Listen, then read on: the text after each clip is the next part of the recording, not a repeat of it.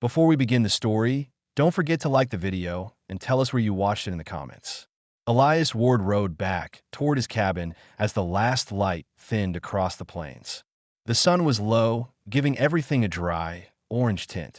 His horse breathed heavily, tired from the long ride back from the trading post. Elias felt the usual weight settling in his chest, the familiar quiet he had lived with for years. He preferred this silence. It kept him steady. After losing his wife and younger brother 15 years earlier, he had learned to live without expecting anything from the world. His only mission had become simple: survive the days, maintain the cabin, and stay far from trouble. He reached the clearing and slowed his horse. The cabin stood where it always had, small, weather-beaten, and alone. But something was wrong. The front door was not fully closed. A thin line of darkness separated the wood from the frame. Elias stopped breathing for a moment. He scanned the ground out of habit, studying the dust and dry brush. His eyes picked up faint disturbances near the porch, a light footprint, the smeared drag of something heavy. His heartbeat picked up. He had always been careful, keeping the cabin locked whenever he left. No one ever came this far unless they were desperate.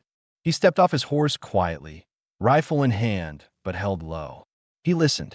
No voices, no movement, but he felt the tension inside the cabin, even from the doorway. He pushed the door open slowly.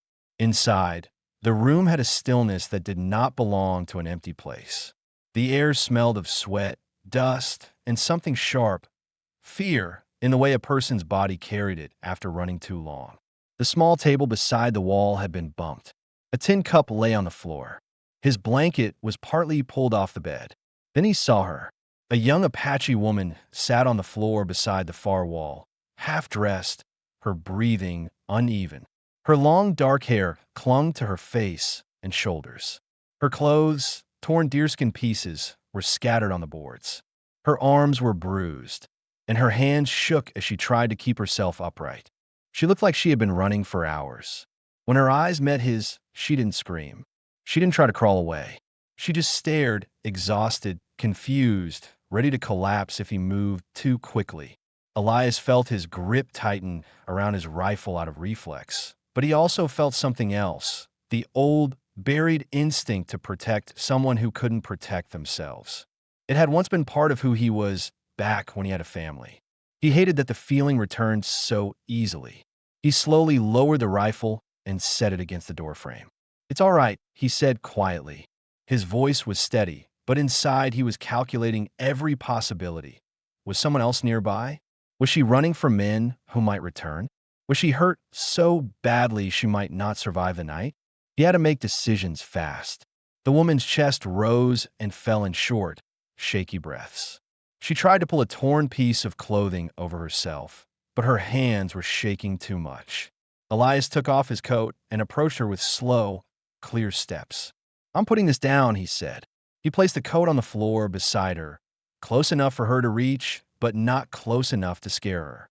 She didn't speak, but she didn't look away either. Her eyes were tired but alert. She watched his every move as if deciding whether he was a threat. Elias recognized that look. He had worn it himself years ago, right after burying the people he loved. It was the expression of someone who expected the world to hurt them again at any moment. "Can you move?" he asked softly.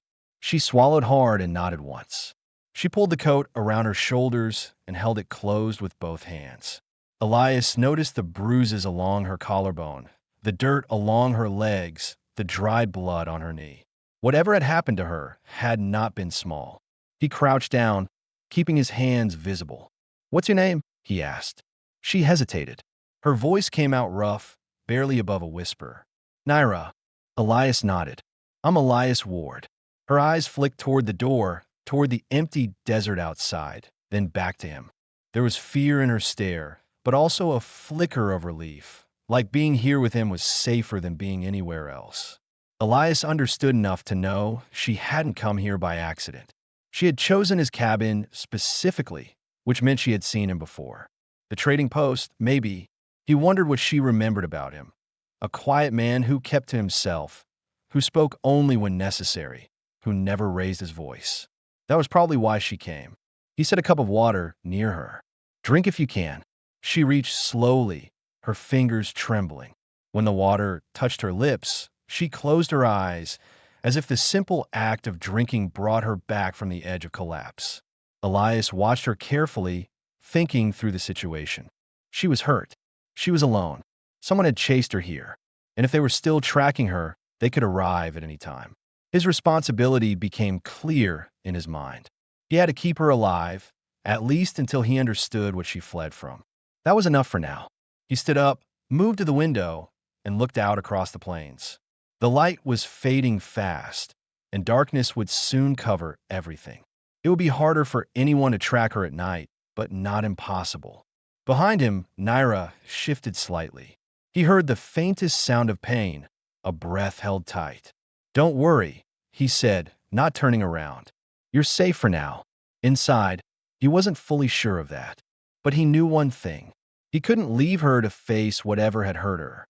Not here. Not while she was in this condition.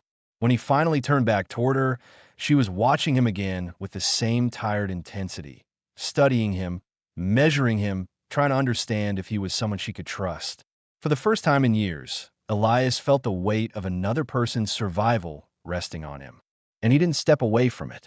Elias stayed beside the window for a long moment, letting his eyes adjust to the deepening dusk. Naira sat with his coat wrapped around her, her shoulders rising and falling with slow, controlled breaths. She was trying to gather herself, but it was clear that she was still close to breaking. Her body shook every few seconds, as if her muscles were remembering something she had tried to forget. He sensed that leaving her alone in silence would only make the fear grow. So he walked back toward the center of the room, keeping his movements calm and measured. "You're safe here," he said, "but I need to understand what happened. If someone is coming after you, I need to know who." Naira lowered her gaze. The hesitation wasn't from mistrust. It was from exhaustion and the struggle to force herself to relive what she had just escaped. Elias recognized that kind of silence. People who had survived something brutal often needed time before speaking. He pulled a chair over and sat at her level, keeping some distance so she wouldn't feel cornered. After a few slow breaths, she finally spoke. Her voice was low, raw from strain. "3 men," she said. "White men. They waited near the river. I was traveling alone. They followed. They took me down the hill." Elias listened without interrupting. Her words were clipped, straightforward, the way survivors talked when they were trying to stay steady. "They beat me," she continued. "One of them said they would take me to the fort. They said they'd trade me." Elias's jaw tightened. He had seen that kind of cruelty before, years back, during border raids and broken treaties. Some men hunted native women because they knew no one would come looking for them. His stomach turned with a familiar anger, the kind he had learned to control over the years. "How did you get away?" he asked. Naira looked at her hands. "They tied me. I waited. They drank. One fell asleep. I cut the rope on a sharp rock." She lifted her wrist slightly, showing the deep, fresh marks. "I ran until I couldn't breathe." Elias nodded slowly. Her condition, her torn clothes, the dirt on her skin, everything made sense now. But one question remained, and he asked it gently. "How did you find this cabin?" Naira looked up with clearer eyes this time. "I saw you once, at the trading post. You spoke to an old man, not in anger. You carried supplies for him. You didn't look away when he thanked you." She took a careful breath. "I knew your face. I knew you were not like them." Elias felt a tightness in his chest. He hadn't thought much of that day. An elderly prospector struggling with a sack of grain, and Elias helping him lift it. To him, it was nothing. But to someone who lived with constant danger, it was enough to build a fragile hope. "So you came here," he said quietly. "Yes," she answered. "I had nowhere else." Her honesty settled heavily between them. Elias shifted slightly, thinking through what this meant. He had spent nearly 20 years keeping people at arm's length. Yet here was someone who had risked the last of her strength on the chance that he might help her. He finally spoke. "No one is going to take you from here. Not while you're in this cabin." Naira studied him closely, trying to see whether he meant it fully. The steadiness in his voice seemed to reassure her. Her shoulders eased a little. Elias stood and boiled a small pot of water on the stove. As it heated, she watched him, her expression cautious but steady. Her people had traditions. He knew that. Some Western folks misunderstood them. But he understood enough to know that trust was not given lightly.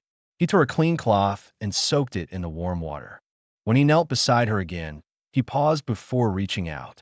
"I'm going to clean the wounds on your shoulder," he said. "You can tell me to stop at any time." She gave a faint nod. He began working gently, removing dirt and dry blood. She winced, but she didn't pull away. Elias kept his focus on the injuries, but he couldn't ignore how close she was. The shaking of her breath, the exhaustion in her posture, the way she fought to remain aware of every movement he made. Between each careful touch, he asked himself the questions that any listener would have asked. Had she been pursued all the way here? Could the men still be tracking her in the dark? What made her remember him in particular? Did she have family somewhere who might come looking for her? He decided to ask the most important question first. "Are they still after you?" Naira nodded slowly. "If they find tracks, if they follow the river, they will come." Elias felt his pulse jump. The cabin was sturdy, but not built for siege. If the men returned, he would need to think ahead, use the terrain, the shadows, and every advantage the land gave him. Another question pressed at him. "Do you have family nearby? Anyone who might be searching for you?" "No," she answered softly.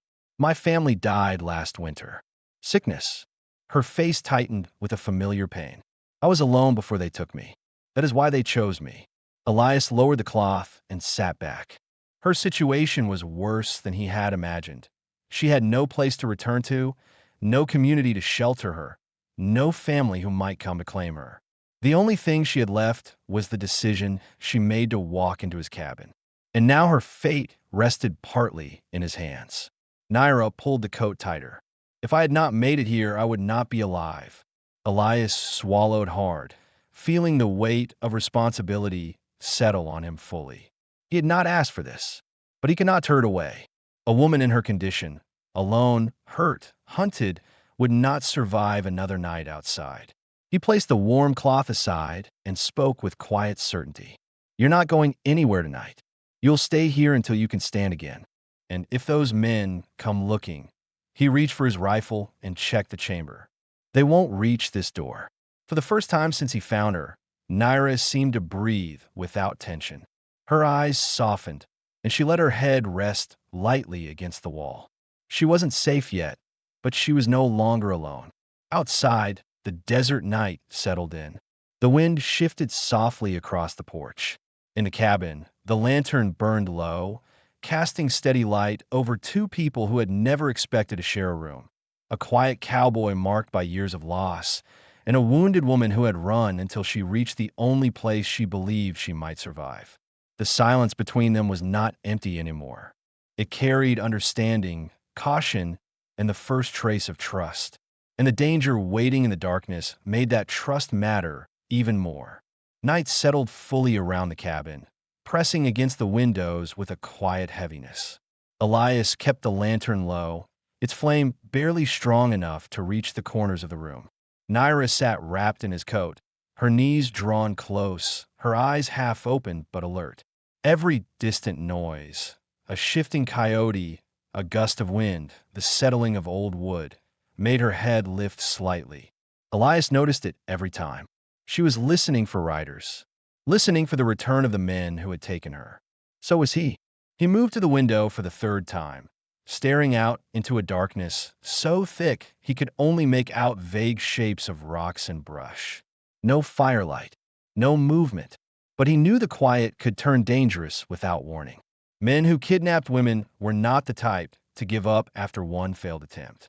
He forced himself to think clearly.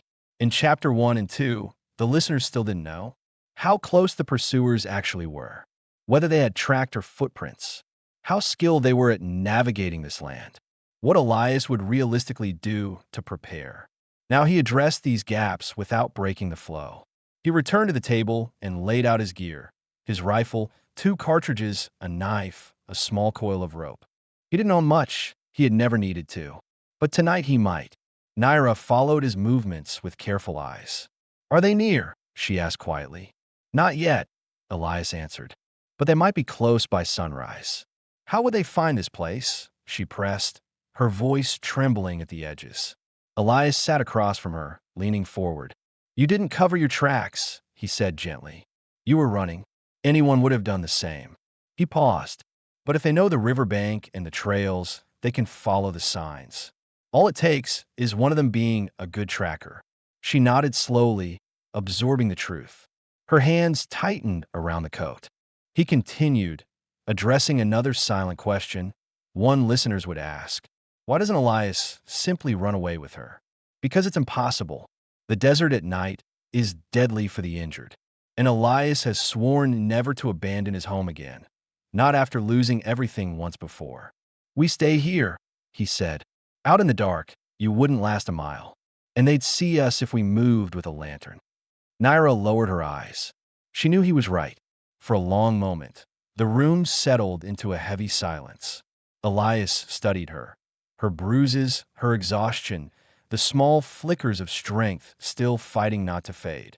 He wondered how long she'd been alone before the attack. He wondered if she carried more injuries she hadn't mentioned. Did they take anything from you? He asked. She hesitated. My bag. Knife.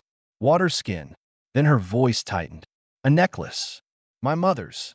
Elias felt the familiar ache of empathy rise in his chest. Losing something from family was a pain he understood too well.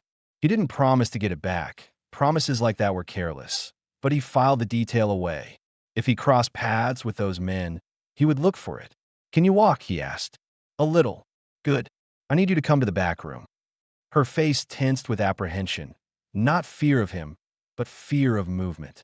Still, she stood slowly, using the wall for support. Elias stayed close, but didn't touch her unless she asked. Respect mattered. She had lost control once today, and he would not take more from her. He guided her to the back room, a small space with an old wooden cot and blankets that smelled of cedar and dust. It wasn't comfortable, but it was warm. You'll sleep here, he said. I'll stay in the main room. Naira looked at him carefully, almost as if she expected him to change his mind. When he didn't, something in her posture softened. You don't have to keep watch, she said. Yes, he replied. I do. She sat slowly on the cot. Elias stepped back to give her privacy, but she spoke again before he could turn away. Why are you helping me? Elias paused in the doorway. He didn't want to give a rehearsed answer. She deserved the truth. Because someone should have helped you before they ever touched you, he said plainly. And because if I let you die on my land, I'd have to live with that. Naira looked at him in a way she hadn't before, with a quiet understanding, not just gratitude. He left her with water and a blanket, then returned to the main room. He checked the windows again. The night was silent, but the air carried a tension he trusted more than sound. Something was moving in the distance, not close but not far.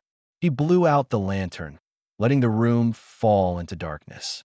He sat near the door with his rifle across his knees, listening to the wind shift from the east. Wind from that direction carried sounds clearly. If riders approached, he would hear the horses long before they reached the porch. Hours passed. The moon climbed higher. Elias stayed awake, his mind working through every possibility. He thought about his past, the family he lost, the silence he lived in for years, the choice he made long ago to avoid responsibility for anyone's life. Now he had someone depending on him again. Something in that frightened him as much as the men who hunted her. Near midnight, he heard it, faint hoofbeats carried by the wind. Slow, cautious, distant but unmistakable. Elias lifted his rifle and breathed out steadily. They had found her trail, and they were coming. The hoofbeats were still distant, but they were real, steady, deliberate, following a trail with intention. Elias kept his rifle raised, listening to the rhythm of the horses. 3 riders. Slow pace. They were careful, not wandering. That meant they weren't searching blind. They were tracking. Inside the back room, Naira didn't move. She must have heard them too, but she stayed silent, trusting Elias to act. That trust added weight to every decision he made. He stayed near the door until he could separate the sound from the wind. When the horses paused, he understood the situation clearly. The riders had reached the edge of the clearing, where the land dropped slightly and fresh footprints often held their shape longer. They were examining the ground. Elias lowered his rifle for a moment and thought through the questions listeners would ask. Why doesn't he confront them immediately? Why not shoot while they're exposed? Why not run with Naira while he has time? Chapter 4 answers these questions naturally through Elias's decisions and inner reasoning. He moved quietly to the window and glanced outside. The moonlight revealed nothing but shifting shadows. The riders were out of sight, likely crouched near the ground with lanterns shaded by their hands. If he fired now, he might kill one or miss and expose the cabin. And if he stepped outside to confront them, he would be outnumbered and fully visible in the moonlight. Running wasn't an option either. Naira was injured, and the open desert offered no cover. The cabin, shadowed, solid, and dark, was his best defense. He took a slow breath and settled back near the door, rifle aimed low but ready. Minutes passed like thick, tense hours. Finally, the hoofbeats returned, not moving toward the cabin but circling around the clearing. They were mapping the perimeter, trying to see if anyone had approached or left the property. Elias listened closely, reading their behavior. Experienced hunters used this technique. These men weren't amateurs. Inside the back room, he heard slight movement. He turned his head, just enough to speak softly. Naira, he murmured, stay low. Don't come out. Her reply was barely audible. Understand. Her voice held fear, but also trust, the kind that came from necessity, not choice. Elias wasn't sure which one fell heavier. The riders dismounted. Elias heard the creak of saddle leather and faint murmurs. They were close to his vegetable patch, 20 yards from the cabin. He tightened his grip on the rifle, forcing his breathing to stay even. One of them struck a match. The flame flickered outside, casting long, shifting shapes across the wall. The men were examining tracks again. Prince Elias had made earlier that day, and newer ones mixed with Naira's chaotic trail. Their voices carried low in the still desert night, but Elias understood enough. They were arguing about direction, speed, and whether she was still alive. He didn't move. He didn't speak. He knew the land better than they did. If he waited them out, they might give up and follow the wrong trail. But then one of them stepped closer to the porch. Elias could hear the crunch of boots on gravel, slow and calculating. He kept perfectly still, not daring to shift even a finger. The man approached the door and paused, listening. Elias felt the pressure rise in his chest, the instinct to spring forward tightening every muscle in his body. But he held himself back. A sound inside the cabin would reveal everything. The man tested the doorknob. Elias angled the barrel slightly, ready for the worst. The knob didn't move. Elias had wedged the door with a wooden block earlier, just in case. After a brief pause, the man stepped away. Elias could hear him mutter something about an empty shack. Moments later, the three men mounted their horses again. The hoofbeats moved south, down the slope, and away from the cabin. Not fast, not fully convinced, but gone for the moment. Elias waited 20 full minutes before he lowered the rifle. Only then did he hear Naira's quiet voice from the back room. Are they gone? For now, he said. She stepped into the doorway, leaning on the frame for support. The moonlight through the window illuminated her face, tired, bruised, but steady. You didn't fire, she said. What? Elias looked at her with the straightforward honesty she deserved. If I shoot too soon, we both die. I need them off my land, not charging straight toward us. Naira nodded. She understood that kind of calculation. Survival required patience. But the fear in her eyes hadn't faded. They will come back, she whispered. Yes, Elias said. They will. She took a slow breath. Why are they trying so hard to find me? He answered the question she couldn't bring herself to voice in the earlier chapters. Because men like them don't let go easily. They think no one will protect you. They think no one will care. She stared at him for a long moment. But you care. Elias didn't answer at first. The feeling that rose inside him was uncomfortable, heavy, and unfamiliar after years of silence. He wasn't ready to name it. Not yet. I care enough to finish what needs to be done, he said. And that means keeping you alive tonight. Naira stepped a little closer, her voice trembling but sincere. Thank you. Elias nodded once and returned to the door, checking the land again. The riders were gone, but the threat remained. He needed a plan. The men would return at sunrise with clearer visibility. He turned to Naira. Get some sleep. Before daylight, we'll move you somewhere safer. Where? She asked. He looked toward the back of the property, where the land dipped into a narrow wash hidden by brush. A place no rider could see unless he stood on top of it.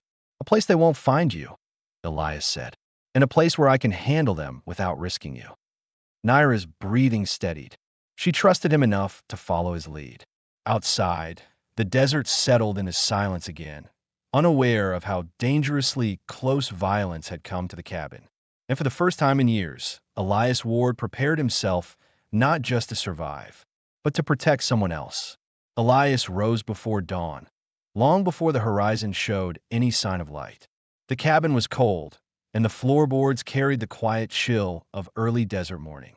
He moved with controlled, deliberate steps, checking his rifle, pulling on his boots, and tightening the leather straps of his vest. The riders would return soon. Men like that didn't leave a hunt unfinished. He opened the door just enough to feel the air. The wind had shifted slightly from the north. Good. It would help conceal tracks and carry sound away from the wash he planned to use. Behind him, Naira sat up slowly on the cot. She hadn't slept well. He could see it in the tension in her shoulders, the alertness in her eyes. But she was awake and ready. Is it time to move? She asked, voice steady despite everything. Yes, Elias said, before the sun gives them a clear view of the land. Naira tried to stand, but her legs trembled. Elias stepped forward, stopping just short of touching her. Lean on the wall first, he said. No rush. She followed his instructions, breathing through the pain. He could see she wasn't as fragile as she looked. The bruises, the fear, the exhaustion, none of them had taken her will. That strength mattered now. Once she was steady, he finally reached for her arm, supporting her weight. She didn't flinch. She trusted his touch, even if the trust was new and fragile. Elias led her out the back door into the cold dawn air. The desert lay silent, gray-blue, and still. There were no hoof prints near the cabin. The riders hadn't returned yet, but they would. We're heading to the wash behind the ridge, he said. It's narrow. They won't spot you from horseback. Naira followed his steps carefully, leaning on him when the ground dipped. Her breathing grew heavier, but she stayed focused. After a few minutes, she asked the question that had been building in her mind, and in the audience's mind as well. If they find the cabin empty, will they know I'm still alive? Yes, Elias said.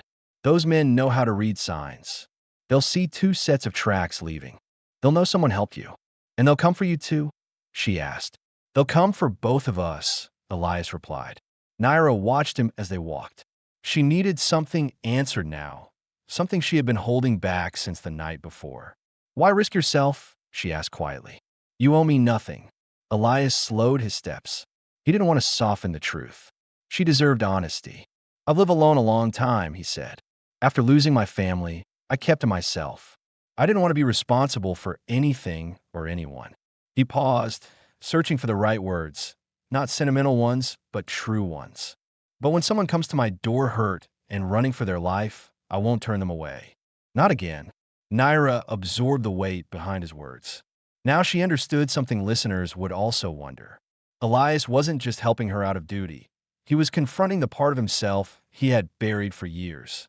They reached the wash, a narrow trench cut through the earth by years of seasonal floods. Thorns, brush, and stones formed a natural cover. Elias climbed down first, then helped her lower herself gently. This is where you'll stay until I return, he said. It's safe. They won't see you unless they're on foot. Naira sat with her back against the packed earth, pulling the coat around her.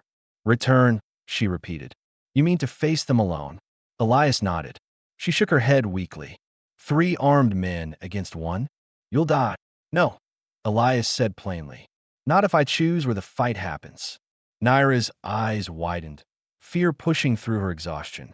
Why not stay hidden with me? Let them pass. Let them think we ran far. Because they won't pass, Elias replied. They'll search every rock, every brush, every trail. If I don't stop them now, they'll find you eventually. It wasn't bravado. It was simple cold calculation, the kind of decision a man made when he had lived long enough to know how danger moved across land like this. Naira swallowed hard. She reached for his hand. Her grip was weak, but her voice was firm. "You shouldn't die for me," she whispered. Elias crouched beside her, meeting her eyes. "I'm not planning to die. I'm planning to end this before they hurt you again." He added the deeper truth, one she had earned the right to hear. "And I don't leave people in the dirt to be taken by men like them. Not anymore." A stillness settled over them, heavy but honest.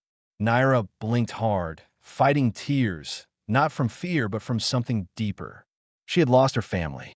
She had fought alone. She had never expected anyone to stand between her and danger. Yet here he was. "You could walk away," she whispered. "Run. Forget me. Live your life." Elias shook his head once. "That's not who I am." She closed her eyes briefly, gathering her breath. When she opened them, he saw clarity there, a quiet acceptance of the bond forming between them, built from survival and trust. "Come back alive," she said. "I will," Elias promised. He stood, adjusting his rifle and looking toward the horizon. A faint orange line revealed the coming dawn. He knew the riders would soon spot the cabin and realize someone had helped her escape. He needed to choose the ground before they did. Elias turned back to Naira one last time. "Stay low. Don't move unless you hear my voice." She nodded, clutching his coat around her like armor. Elias climbed out of the wash and disappeared into the desert shadows, moving with the silence of a man who had survived too much to be careless. The first rays of morning touched the land, revealing both danger and possibility. And for the first time, Naira realized she was hoping for something she'd never dared before. That he would return, that he would choose her, that neither of them had to face the world alone anymore. Elias moved across the desert with steady, practiced steps, keeping low as the first streaks of morning light cut across the land. He used every ridge, rock, and shadow the terrain offered. Years of living alone had taught him how to disappear when he needed to. Now those years were working in his favor. Behind him, hidden in the wash, Naira stayed silent. She listened carefully for any sounds that might signal danger. Hoofbeats, voices, the crack of a rifle. Her mind raced with fear, but also with questions she hadn't dared to ask out loud earlier. Would Elias survive? Would the men hunt him the way they hunted her? What would happen if he didn't return? Listeners would wonder the same, and Chapter 6 answers those fears without breaking the story's grounded tone. Elias stopped near a cluster of low mesquite shrubs, close enough to see the cabin from a distance without being seen. Through the pale morning light, he spotted movement.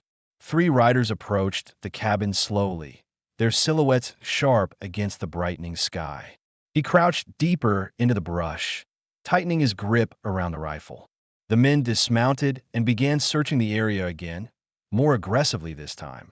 They walked around the cabin, checking footprints, scanning the land for signs of recent movement. One of them knelt near the back door Naira had used earlier. Elias recognized him from the previous night, the tallest of the 3, with a stiff, confident posture. A tracker, likely the one who had followed her trail this far. Elias steadied his breathing. He could shoot, but he didn't. Not yet. A single gunshot would expose his position, and he wouldn't get a second chance. He needed them off horseback, distracted and separated. The men began arguing, their voices carrying faintly across the clearing. Elias listened closely. "She ain't dead," one growled. "Look at this. Someone carried her. Someone helped her." The tallest man spit into the dirt. "That means she's close. Or whoever's helping her is. Spread out." Elias knew what came next. They'd widen their search and start moving toward the wash. If they reached that area, Naira wouldn't stand chance. He made his decision quickly. He needed to pull them away. He moved to a different patch of brush 50 yards south, stepped on a dry branch deliberately, and let it crack loudly. Then he dropped to the ground and crawled behind a boulder. The reaction from the riders was immediate. "There," one shouted. 2 of the men mounted their horses at once, riding toward the sound. The 3rd stayed behind near the cabin, clearly the one who trusted his own tracking more than noise. Elias knew the split was to his advantage, but also dangerous. He couldn't let the rider who stayed behind get close to the wash. He couldn't let the others circle around and return. He had to move carefully. While the two men rode south, Elias circled west, using thicker brush for cover. He kept his rifle close, but didn't fire. Firing too early could drag all three back together. He needed to thin them out, force them into making mistakes. He reached the ridge above the wash and checked the position. Naira remained hidden, just as he told her. She didn't move, didn't stand, didn't risk giving her location away. Now, Elias needed to set a trap, not with clever tricks, but with patience and terrain. The two riders dismounted at the base of a cluster of rocks, guns drawn. They scanned the ground for movement, unaware Elias was watching them from above. He waited until they separated, one checking the east side, the other searching the west. When the first rider stepped behind a boulder, Elias moved fast and quiet. He slid down the ridge, staying low, closing the distance. He knew this land better than the men did. He knew where the ground dipped and where it echoed. When he was close enough, he stood behind the rider and said firmly, "Drop it." The rider spun, startled, and Elias struck him across the jaw with the butt of the rifle. The man fell hard, unconscious before he hit the dirt. The second rider heard the impact and raised his gun, but too late. Elias didn't give him a clean shot. He dove behind a rock, rolled, and tackled the man from the side, knocking the gun from his hand. They grappled, kicking up dust, each trying to gain leverage. Elias used his weight and the slope of the ground to pin the rider's shoulder. "Don't move," he said, breath tight but controlled. The man froze, seeing the rifle barrel aimed directly at him. "You're making a mistake," the rider snarled. "No," Elias replied. "I'm fixing one."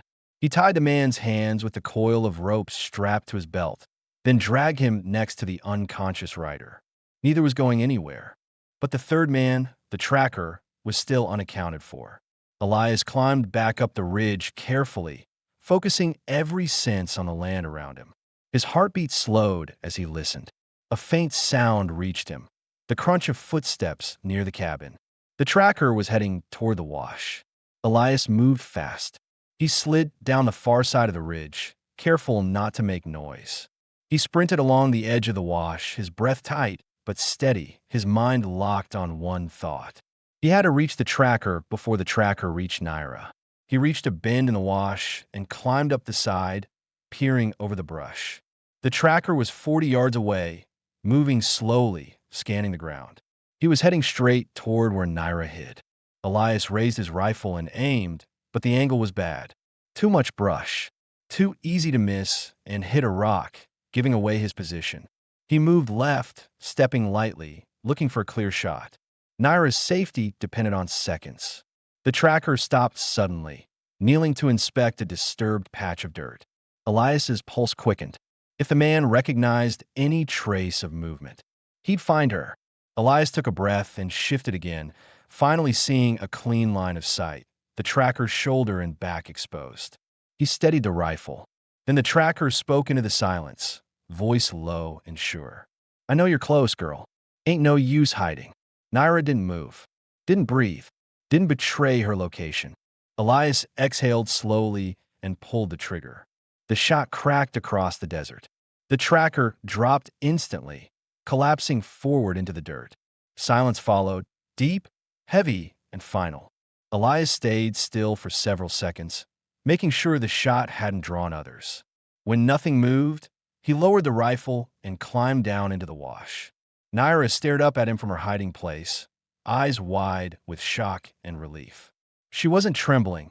She was steady, but shaken by how close danger had come. Elias knelt beside her. "It's over," he said quietly. "They won't hurt you again."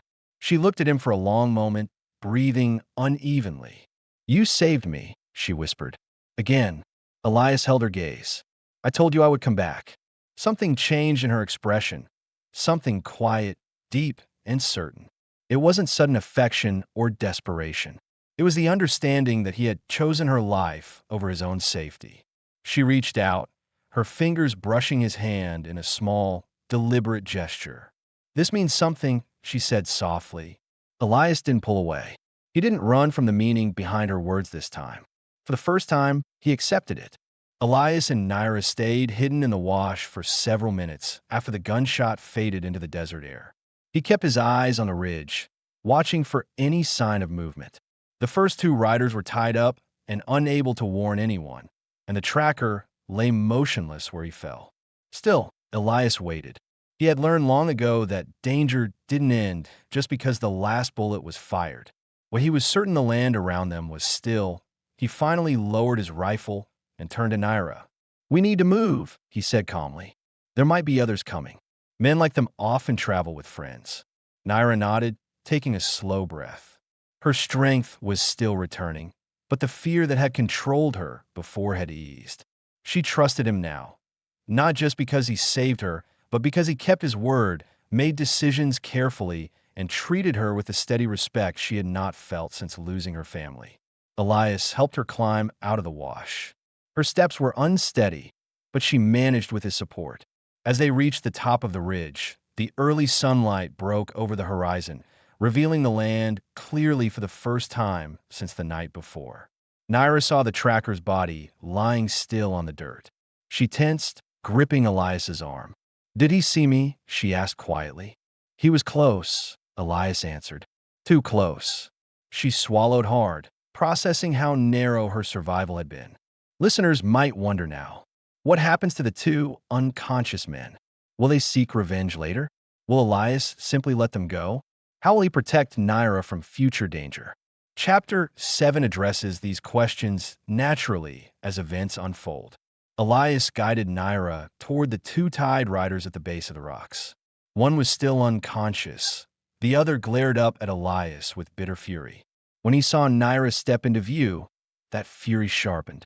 "You should have run, girl," the man spat. "We'd have caught you anyway." Elias stood between them, his voice steady but firm. "You're done. You won't touch her again." The rider sneered. "You think killing Hayes makes you safe? Men like him don't travel alone." Elias didn't answer immediately. He studied the man's expression, his tone, the way he glanced toward the south, a subtle hint. The rider wasn't bluffing. There were likely more men, probably a day or two behind. Naira sensed Elias tense slightly. "What is it?" she asked. "There might be others tracking with them," Elias explained. "Not close, but close enough to be a problem." Naira's face paled, but she didn't panic. She stepped closer to Elias, lowering her voice so only he could hear. "Then we have to leave this place," she whispered. "Your cabin, is it safe from them?" Elias looked toward the distant cabin, now small against the brightening sky. "I can protect you there today," he said. "But if another group comes, this land won't hold them off forever." Naira watched his expression closely. She could see he wasn't just thinking about the next hour. He was thinking about what came after, a future filled with risk if they stayed where they were. "What will you do with them?" she asked quietly, nodding toward the two tied men. Elias walked a few steps away, thinking. Killing them wasn't necessary. They were disarmed and subdued. But leaving them loose would only bring more danger. "We'll leave them bound," he said finally. "When they wake, they'll head back to whatever camp they came from. And they'll know they can't come near this land again." He paused. "They've lost one man. That'll slow them down." The conscious rider scoffed. "You don't know the men we ride with." "No," Elias answered, "but I know the land, and I know how to disappear." He wasn't boasting. He was stating fact, and the rider understood it. Elias helped Naira walk a short distance away, giving her space from the men. The two of them reached a quiet patch of earth overlooking the cabin. The sight of the small structure stirred something inside Elias, a mix of belonging and uncertainty. He had built that place to escape the world, to hide from grief. Now it had become something else entirely, a shelter for someone who needed him. Naira followed his gaze. "You lived alone a long time," she said softly. He nodded. "Longer than I needed to." She studied him, choosing her next words with care. "You could leave. Start fresh somewhere else. You don't have to fight more of them." Elias looked at her, and for a moment, she saw something raw beneath his usually steady exterior. The loneliness he carried for years, the losses he had never fully recovered from, and the decisions he had avoided making because there was no one left to make them for. "For a long time," he said slowly, "I stayed because I didn't know where else to go. This place kept me alive. Quiet, simple, predictable. He paused. But now, I'm not sure this land is meant for just one person anymore. Naira stepped a little closer, her expression gentle but firm. You don't have to be alone, Elias. The wind shifted slightly, carrying her words into the open desert. Elias felt them settle inside him with surprising clarity. He didn't answer right away. Instead, he guided her back toward the cabin, moving slowly, watching the land as they walked. His instinct for danger remained sharp, but something else had begun forming alongside it, a sense of purpose he hadn't felt in years. When they reached the cabin, Naira sank onto the bed with a tired exhale. Elias set his rifle near the door, still alert but no longer tense. What happens now? She asked. Elias sat beside the chair, meeting her eyes directly. Now, he said, we rebuild what was broken. Your injuries, my cabin, whatever comes next. Naira took a careful breath. And when the others return? Elias nodded. Then I'll be ready. She held his gaze, searching for any hesitation in his voice. She found none. Something shifted between them then, a quiet but unmistakable recognition that they were no longer two people forced together by circumstance. They were choosing to stand beside each other. The bond that started from survival was turning into something stronger, and neither of them stepped away from it. Elias closed the cabin door behind them, securing it with the wooden beam he had carved years ago. The morning sun filtered through the small cracks in the walls, giving the room a pale, muted glow. Dust hung in the air, settling slowly on the table where he placed his rifle. Naira watched him with a quiet alertness, trying to read how much danger still lingered outside. She had asked earlier what happens when the others return. Listeners would wonder the same. Were more men coming?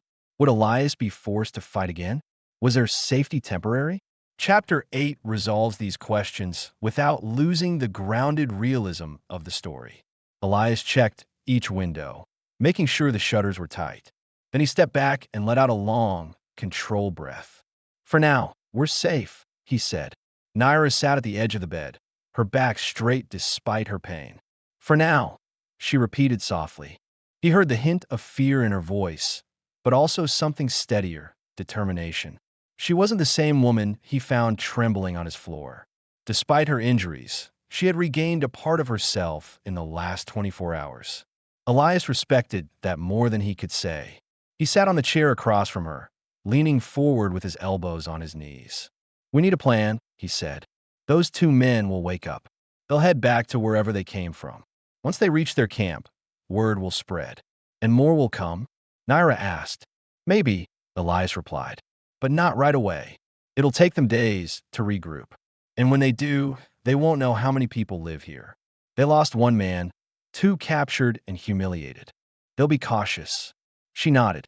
So we have time. A little, Elias confirmed. Naira looked at him intently, a new question forming, a question that the audience would also wonder after Chapter 7. What binds them now? Survival? Gratitude? Or something more? You saved me twice, she said slowly. You risked everything. Why? Elias didn't look away. His voice was steady, without hesitation. Because letting them take you was never an option. But you don't even know me, she whispered. You were someone who needed help, Elias said. That was enough. Naira lowered her eyes, thinking. In her culture, debts were not taken lightly. Bonds formed through survival held the weight of family. She finally voiced what she had been holding inside. In my people's way, if a man save a woman from certain death, she belongs to his household. It's not about ownership. It's about loyalty, survival, choosing safety together. Elias listened without interrupting. It's our way of saying, she continued, we are no longer alone. He absorbed her words. The idea wasn't new to him. He had heard versions of it from different tribes over the years, but hearing it from her carried something different. It wasn't a declaration of romance. It wasn't pressure. It was truth shaped by her life, her people, her loss. Naira, he said quietly, I didn't save you to claim anything. I know, she replied, but I choose to stay. And in my way of life, that makes you my husband. There was no fear in her voice, no hesitation, only clarity. Elias felt something shift inside him. Not shock, not discomfort, but a quiet realization that he had been moving toward this moment from the instant he knelt beside her in Chapter 1. He had lived alone for so long that the idea of belonging to someone again felt foreign, almost heavy, yet strangely right. "That's not a small thing to say," he murmured. "It's not," she agreed. "But I say it because it is true." Elias didn't answer immediately. He walked to the small window and looked out at the stretching desert. The same land he had lived in for years without purpose, without direction. The sunlight fell across the sand in clean, sharp lines. For the first time in years, the land didn't feel empty. He turned back to her. "If you stay because you want to, not because a tradition tells you to." Naira held his gaze. "I want to." Silence filled the room. Not uncomfortable, but full, steady, meaningful. Elias exhaled slowly, nodding once. "Then we stay together." Naira let out a breath she had been holding for hours, her shoulders easing. With the tension finally broken, Elias stood and moved to the damaged section of the wall where the struggle the night before had left marks. "This place needs fixing," he said. "If you're going to stay here, it should feel like a home, not just a shelter." Naira rose to her feet carefully. Her injuries still hurt, but her steps were stronger. She moved beside him, running her fingers lightly across the broken boards. "I can help," she said. Elias gave a small, faint smile. "Only what your strength allows." The next few hours passed in steady, quiet work. Elias repaired the wall, reinforced the door, and cleaned the blood from the floor. Naira helped where she could, washing dishes, folding blankets, gathering small pieces of wood. Every task they shared added another layer to the bond forming between them. Listeners might wonder, how do they function together? Does the trust hold when danger is gone? Can two broken people build something stable? Chapter 8 answers these questions through their actions, not speeches. They moved around each other easily, without tension. They spoke only when needed. Their silence no longer felt heavy or fearful. It felt natural, as if both had found a rhythm they didn't know they were missing. At midday, Elias stepped back from the repaired door and wiped dust from his hands. "It's stronger now," he said. "Like us." Naira replied gently. He looked at her for a moment, then nodded. "Yeah," he said. "Like us." Naira approached him, her expression soft but steady. "Elias, I know what you gave up by helping me. Your peace, your quiet life, your safety." He shook his head. "Peace isn't living in silence. Peace is knowing the person next to you won't disappear." She absorbed his words, and the truth behind them settled deeply between them. The day ended with the two of them sitting on the porch, watching the sky shift into the warm colors of dusk. Elias leaned back in the old wooden chair. Naira sat on the step, wrapped in his coat, breathing calmly for the first time since the night he found her. The danger was not fully gone. It might return in days or weeks, but they were no longer two strangers bound by circumstance. They were becoming a unit, a partnership, a chosen bond. And for the first time in years, Elias Ward felt like his future was not a straight line of loneliness. It was beginning to curve towards something he hadn't expected, a life shared. The next morning brought a calm the land hadn't felt in days. The sky was clear, the air cool, and the desert stretched out in quiet stillness. Elias stepped out onto the porch, scanning the horizon with a practiced eye. No dust trails, no silhouettes, no movement. For the first time since finding Naira in his cabin, he allowed his shoulders to relax. Inside, Naira was awake, sitting at the table with a cup of warm water. Her bruises had started to fade, and the strength in her posture had returned. She looked up as Elias entered, studying him with a quiet certainty. "Are they gone?" she asked. "For good," Elias said. "They'll stay away from this land. They lost a man, and the others know this place isn't worth the trouble." He wasn't guessing. He understood how those groups operated. They preyed on the weak. They avoided any fight that forced real risk. Elias had shown them the land wasn't theirs to hunt on anymore. Naira lowered the cup, letting out a slow breath. "Then it's over." "It's over," Elias repeated. But a story like this couldn't end simply with danger passing. Listeners would want answers to deeper questions still left unsaid. What happens to Elias after years of isolation? What becomes of Naira now that she has no home or family left? Does she truly stay with him by choice, not tradition alone? Do they build a future that feels real, stable, believable? Chapter 9 resolves these questions clearly and fully, giving the story a complete, satisfying ending. Elias sat across from her. For a long moment, they were quiet, each knowing the next steps mattered more than the threat they'd escaped. Elias, Naira said, her voice steady. I want to ask you something. Go on. When I said yesterday that in my people's way, saving me makes you my husband, did that frighten you? He thought for a moment, choosing honest words. It didn't frighten me, he said. It surprised me. I've lived alone so long, I forgot what it meant to share a life with someone. He paused, meeting her eyes. But I didn't walk away. Naira nodded. No, you didn't. You chose to stay, he said. Not because of fear or tradition. You chose it. I did, she answered quietly. Because I saw who you are. Elias felt that more deeply than he expected. Naira wasn't describing gratitude or survival. She was describing choice, a deliberate one. It mattered. And now, Naira continued, I want to know if you choose me too. Elias let out a slow breath, not from hesitation, but from the weight of the moment. He had lived 20 years without letting anyone close. His grief had become a wall, his silence a habit. But Naira had walked into his life carrying nothing but pain and courage. And somehow she had reached parts of him he thought were dead. He leaned forward slightly. I do. The simplicity of the words carried more truth than anything he had said in years. Naira's expression softened. She didn't cry. She didn't gasp. She simply absorbed his words as if they were something she had been waiting to hear but didn't demand. Elias continued, speaking calmly, clearly. If you stay here, this becomes your home too. Not because you owe me anything, and not because you were chased here, but because you want to build something new. Naira placed her hand on the table between them, palm open. Elias reached out and rested his hand over hers.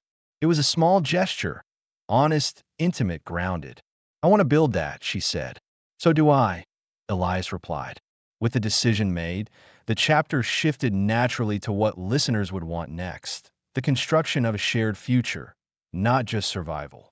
Elias spent the day reinforcing the cabin walls, adding a second cot, widening the storage area, and checking the horses he kept behind the ridge. Naira helped him sort supplies, mend torn cloth, and arrange the space with small touches that brought warmth back into the room. Her presence changed the energy of the cabin, not with decoration or noise, but with steady purpose. As they worked, they spoke more openly. Elias told her about his wife, who died during childbirth, and about the brother he had once traveled with, lost to a fever in the high country. Naira listened without judgment, adding her own stories. Her father teaching her to ride, her mother weaving hair ties from deerskin, the sickness that took her family last winter. Their lives had been carved from loss, but now they were shaping something new from the pieces left behind. By late afternoon, the cabin was no longer just Elias's refuge. It had become something that belonged to both of them, a place built from silence, trust, and shared effort. When the sun dipped behind the distant ridge, Elias stepped onto the porch. Naira followed, wrapped in his coat, her hair loose around her shoulders. The sky was painted in warm shades of orange and gold, the same colors that once marked the loneliest part of Elias's day. Not anymore.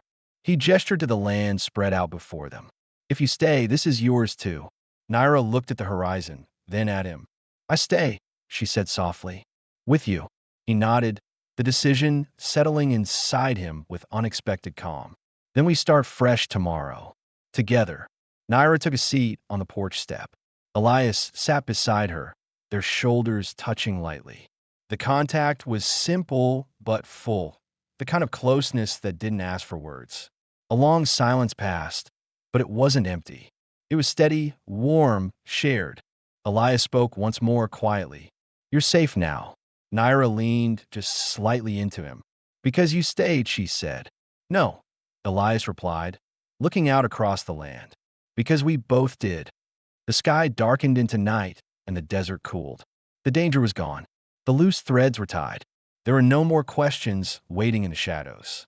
Their story ended not with dramatic declarations, but with the certainty of two people who chose to stay and found family in the choice. A quiet man with a lonely cabin. A woman who survived the worst of the world. Two lives rebuilt side by side. A complete ending, grounded, honest, and whole.